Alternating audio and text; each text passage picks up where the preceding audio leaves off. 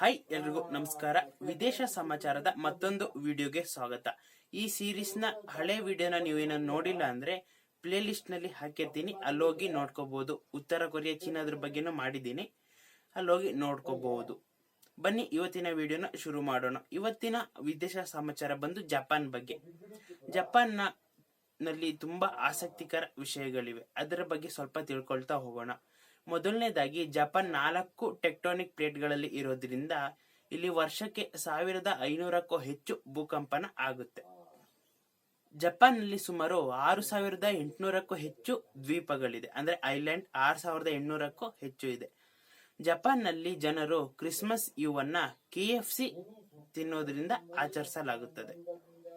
ಜಪಾನ್ನ ಜನರು ಪ್ರಪಂಚದಲ್ಲಿಯೇ ಅತಿ ಹೆಚ್ಚು ಜೀವಿತಾವಧಿಯನ್ನು ಹೊಂದಿದ ಜನರಾಗಿದ್ದಾರೆ. ಅಂದ್ರೆ ಅಲ್ಲಿ ಸಾಯುವವರು ಹಲವಾರು ಜನ 84-85 ವರ್ಷದ ಮೇಲ್ಪಟ್ಟವರೇ ಆಗಿದ್ದಾರೆ.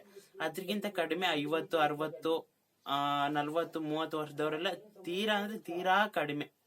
ಅವರೆಲ್ಲ ಹೆಚ್ಚು ಜೀವಿತಾವಧಿಯನ್ನ ಹೊಂದಿದಂತ ಜನರಾಗಿದ್ದಾರೆ. ಜಪಾನ್ನ ಜನರು ಸಂಖ್ಯೆ 4 ದುರಾದೃಷ್ಟ ಅಂತ ಕರೀತಾರೆ. ಯಾಕೆಂದ್ರೆ ಅಲ್ಲಿ ಅವರು ಆ 4ನೇ ಸಂಖ್ಯೆಯನ್ನ ಶಿ ಎಂದು ಕರೀತಾರೆ.